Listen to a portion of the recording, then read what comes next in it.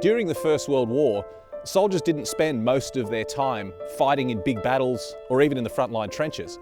They spent most of their time in villages like this one, in the rear area, resting, training, recuperating for their next stint in the line. On this episode, we're going to follow in their footsteps. We'll go to the places that they went, we'll see the things they saw, and we'll see the evidence that they left there as we explore behind the lines.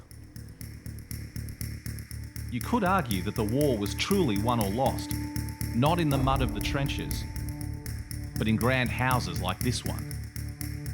We're on the grounds of Chateau in the Somme. It's north of Amiens and a long way behind the front lines.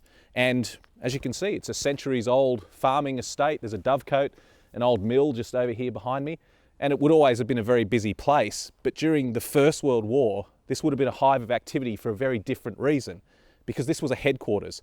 It was a French headquarters and then a British headquarters.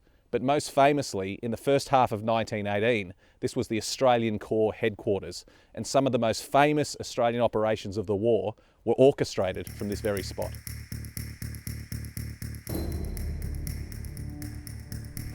This grand chateau is fairly typical of really dozens in this area of rural France. For centuries, they'd been these grand family homes.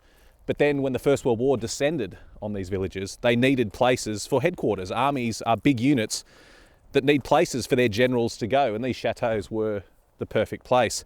And it's interesting that each unit was headquartered in a grand building like this one, but the scale of the building tended to go up the higher you went in the units. So this was a Corps headquarters for the Australians. As you can see, a fairly grand building. And all of the Australian operations in the first half of 1918 were coordinated from here. And leading the Australian forces was General John Monash. John Monash was a somewhat controversial character. He was of German and Jewish origin, which didn't make him a natural choice to command the Australians during the war.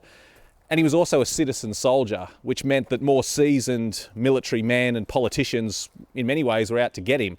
But the thing I love about Monash is he did most of his talking on the battlefield. He was quite successful at Gallipoli, and by the time he came here as the commander of the 3rd Division, he'd really hit his stride. And he rose to the rank of the command of the entire Australian Corps. All the Australian forces in France were under his command. And in this very place, he planned the great Australian offensives of 1918, the Battle of Hamel, the Battle of Amiens, the Black Day of the German army. They all were planned within these rooms behind me. And to demonstrate just how successful Monash had become, he was knighted on this very spot by George V. So there's really no better place to get an understanding of Monash and his great achievements, particularly in 1918. This is a good opportunity to talk about the concept of a chateau general. It's a criticism that often gets levelled against the commanders in the First World War, that while their men were suffering in the misery of the front line, they were tucked away in warm and comfortable chateaux like this one. But when you think about it, that criticism really doesn't make very much sense. For a general to command hundreds of thousands of men, particularly during the First World War, when communications were so poor, he was going to need a lot of support. He was going to need hundreds of staff, and they had to be fed and housed. He needed a central place where messengers could find him, where he could send messages out. And most of all, he needed to be safe. It wouldn't have made much sense at all to take that general out of his chateau and put him in the front line, where he would not be able to communicate. He would have no idea what was going on. He would have no staff to support him, and most obviously, where he risked being killed. So I think fairly safely we can say that the notion of the chateau general belongs in the past. Next, I'm on my way to a nearby town to see an extraordinary recent discovery. This is the town of Vignicourt, and it was about 30 or so kilometres behind the old front line, and it had always been a bit of a sleepy place, but at the start of the First World War, the population absolutely ballooned as armies flooded in to live and work in the town. There was a railway, there was a hospital, and because of its location, men from Britain, from France, Australia, from everywhere flooded in here to this vital support area. And there's a really important link with these men that was recently discovered in this house just behind me.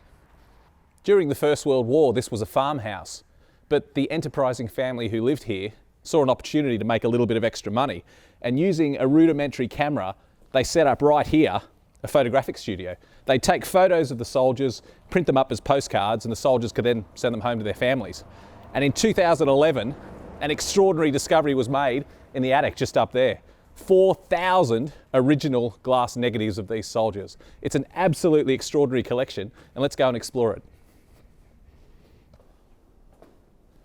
This is the former barn of the farmhouse, and in here they stored equipment and even took some photos occasionally, but it's now been turned into this wonderful exhibition space that tells the whole story of these glass negatives. And right here, here's the family themselves. Here's the Tullier family, Antoinette and Louis, and the stories that we've heard from the documents and from the people that work here have told us is that even though it was Louis who originally came up with the concept and had the equipment, Antoinette actually took most of the photos. So between them, they were an entrepreneurial couple working here to take photos of the soldiers, so the soldiers had a memento of their time in Vignacourt. Let's go and have a look at some more of these wonderful photos. There's a whole range of photos in this room. They didn't just photograph soldiers, they photographed the people in the town, they photographed local events, weddings, but it's the soldiers we most remember. And of the 4,000 negatives, about 900 show Australian soldiers. And here's a great display just showing these images, absolutely incredible shots. And this is a snapshot of time showing what these men were like. It's bringing them to life. Their relaxed poses. Most of these photos were taken just in the yard out behind us. It's really been an evolving story. As time's gone on, as they've renovated the houses, they've found more and more images, more and more glass negatives have been discovered in different areas of the farmhouse. And so as we come through here, we have shots of soldiers not just from Australia, not just from the UK, but from all over the world. French, Chinese, British, a whole range of photos of the soldiers.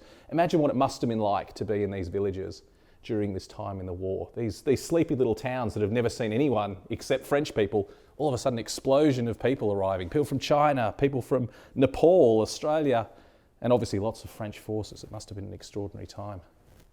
And here, we're here at the moment in November, only a few days after Armistice Day, and this wonderful photo showing Australian troops in the streets of Vignacourt commemorating the end of the war, celebrating that the war was finally over, because this was the region, of course, where the Australian troops spent the first Armistice Day.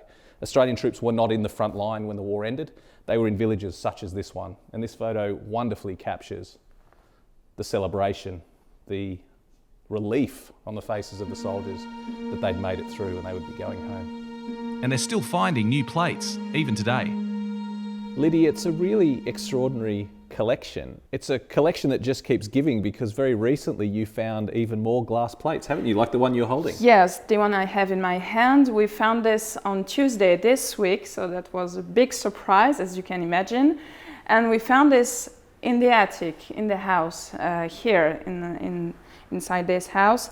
And we were very surprised, because when we cleaned this glass plate, we recognized the backdrop they used, and two British soldiers. Because of the uniform, we know it is British soldiers. Wonderful. And here from the light, like here, you can see. Oh, you can see very clearly the Yes. British uniforms. That's wonderful. May I Yes. inspect that? Thank you. Wow. Isn't that extraordinary? I'll be very careful with it. I know how precious it is. Of course, you have to. What a Very wonderful careful, thing, though. yeah. This is our last connection with these men. We don't know who they are. No, we don't know, of course. It's wonderful. What a wonderful thing. It's very fragile. I'll hand it back to Yes, you. thank you. I wonder how many more plates are hidden in this Yes, farmhouse. we can imagine to go back every day to find some other glass plates. What I love about these photos is the way that they reveal touching personal stories. Like this one. I'm standing in front of the local church in Vignacourt, and this was the spot where an Australian officer married his local sweetheart, and a wonderful romantic story that came out of some of the horrors of 1918. And that couple ended up staying in France. They never went back to Australia, and it really brings it to life, this wonderful collection of photographs. We're standing on the spot and really living the history. The fact is, soldiers had plenty of time to fill when they were behind the lines. They even had time for some sightseeing. This is the underground city of Noir, dug over centuries by local people for protection from war and famine. And in 1916, as now, it was a great tourist attraction. This is really a magnificent room. It's like a chapel built into the rock, and it's one of more than 200 rooms just like this, and over a kilometre of tunnels linking them all. So this is what the soldiers in the First World War were coming to see. When we say that soldiers were coming here to look at these rooms, to explore the tunnels, this is what they were coming to see, because there's great religious significance here. This was a place of pilgrimage for people. And for these soldiers who were facing imminent death, this was a place of respite to come and say a prayer and maybe hope that they'd make it through the fighting. The soldiers, when they were here, left their mark quite literally. They got their indelible pencils that they'd normally use to write in their diaries or to write orders, and they signed their names on the wall. And now we have this absolutely incredible collection of soldiers' signatures all over the wall. And not just signatures, information about where they were from. What you get when you're in this room, the feeling that you get, is these soldiers knew that every day they were facing death. And they didn't just want to disappear from the earth. They were trying to combat this idea that they would disappear from the face of the earth, literally without a trace. And so we see this quite often, that whenever soldiers went to places, they would leave their names, they would write their names, they would write their unit, they would write where they were from, so that they were leaving their mark on history. And there's no place like this one to really see that in action. I mean, we've just got everywhere. We've got British soldiers, Canadians, lots of Australians. Here's one here, 9th Battalion, the Australians. C. Fitzhenry from Paddington in Sydney. There's some French names here. Coming up this way, the East Lancs, a British unit. Again, more Australians. RM Farquhar from Scotland. And you just wonder what became of these men. I'm standing in the same spot they were. My hand is in the same place their hand was when they wrote this, and what became of these men? It really is like standing with ghosts. There's quite a collection of Australian inscriptions over here, and this is the largest collection of Australian graffiti from the First World War anywhere in the world. The walls are scoured with signatures, information about Aussies. But here's a Victorian from the 14th Battalion, and he's put the date here, the 19th of July, 1916. That battalion within weeks was in the mincing machine at Pozières, so who knows if this soldier survived that ordeal. But here's one from New South Wales, and Dougal from New South Wales, 1916. HFC Baker from South Australia. Again, July 13, 1916, so just before these units were thrown into that mincing machine on the Somme. I wonder if these men knew at the time. I wonder if they'd received orders then that they were going up to the front line and this was their last chance to be in the peace and quiet behind the lines before they went up there. Or did they not know? Was it a surprise to them when they went up? Who knows what they were feeling when they stood here. This section of wall here is informally known as the Wall of Brothers because there's several pairs of brothers who signed their names together on the wall. There's a couple here. This one's quite significant. The Ellis brothers, Percy and Abel from the 14th Battalion, who were here in July 1916. Again, while the Battle of the Somme was raging, this huge conflict was going on. And unfortunately, Abel didn't survive the war. It's quite poignant to stand here and think about these lives that were cut short, and only weeks or months earlier they'd been standing here not really realising what fate had in store for them. A funny thing I've noticed about these inscriptions as I move through the caves is that it seems as though the privates and the enlisted men put their names quite low down on the wall and the officers saved the high points for themselves. But if we look right up at the top of this wall, there's a very famous officer's name indeed. You can just make out, it's quite fine, but you can just make out Captain I. Margetts right up the top there. And Ivor Margetts was a hero of Gallipoli. He was absolutely adored by his men, and he served with distinction at Pozières as well, where unfortunately he was killed. Amazing to think that he was here in the weeks or months before he was killed.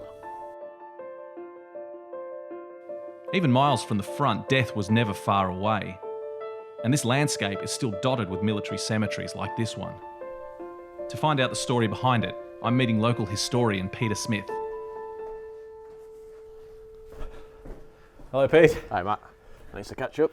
Oh, it's an atmospheric day for a visit to a cemetery. It certainly is. Tell me about where we are, because we're in a cemetery, but we are a very long way behind the front lines here. So why are these men here? Yeah.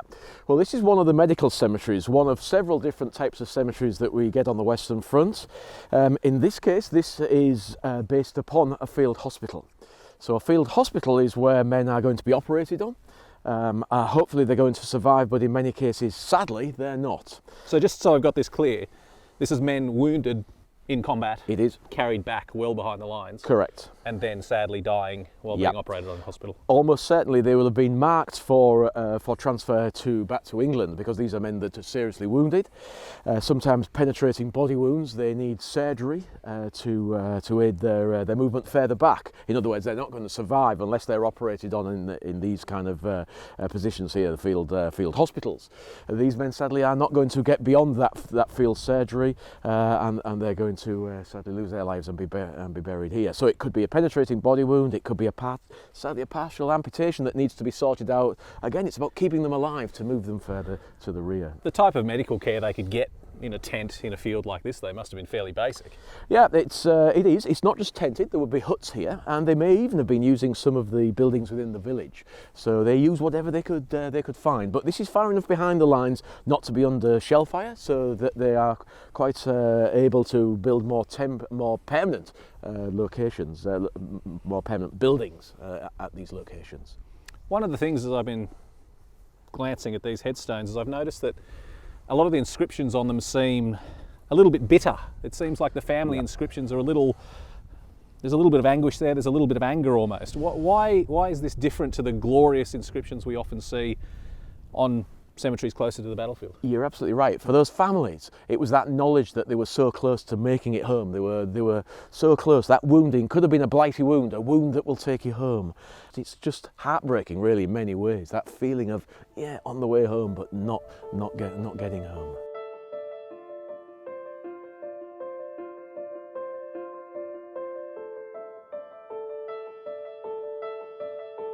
And this impressive chateau is also part of the story of medical treatment during the war. Pete, we're still behind the lines here, but now much closer to the front. We're in front of this absolutely extraordinary building. Tell me the story of this place. So this is the village of Henencourt, and just behind the front line. Albert's been taken by the Germans. It's 1918. The fighting's going on at Dernancourt. And this is part of the evacuation route again. This is a field ambulance based here in the cellars of the old ruined chateau. So this chateau has been here for centuries. It has, and yep. like they often did in the First World War, they used what they had. They had this grand building with lots Yep. of space. They're using this as a field hospital Yep. during 1918. Yep, correct.